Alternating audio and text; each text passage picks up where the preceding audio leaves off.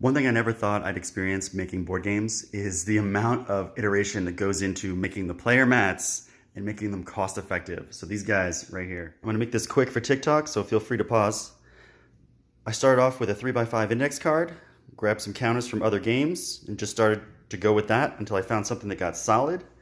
Then I made something solid and printed it out. You can see in the back here, I also have a printout of the forge where you buy your equipment. I went from doing this on cardstock to gluing it to foam board just to get a good feel for what a board might actually feel like. Made a bunch of these counters to go along. These are all on foam board. And then I realized, wow, I'm gonna have to pay for the printing of all these counters. And I moved on to something more generic like this. So I restructured the player mat to involve trackers for your health and your weapons to keep costs down. Then I went to printer to try and figure out, okay, what size should I be working with? And that's where things got a little tricky. It turns out the printer will actually print a sheet of boards, and however many boards are in a sheet, that's how many you get unless you buy another sheet. So for example, these are all 9 per sheet. And this one is too small. Well, actually, that's the wrong example. This one, which tracks with the counter, is too small because there's not enough spaces for this counter to go up. So that one, out. These both have 9 per sheet, which seems pretty good.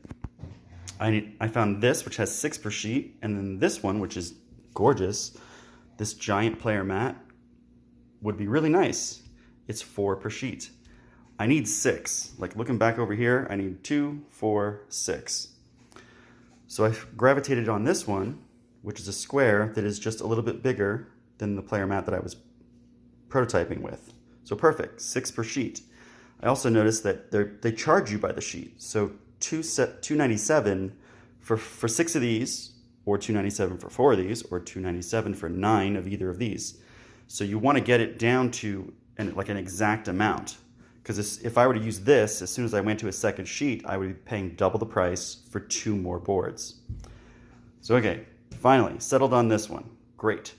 And then I went ahead and redid my player mat to be that size, and all my counters will fit on it perfectly now. Like so the cost I'm looking at now is for 6 of these squares, $3, and for 5 of these times 4 players, that's 20 counters. So $3 to print these boards and $2 for all the counters. So starting with 5, then there's the cost of the coins and the cards.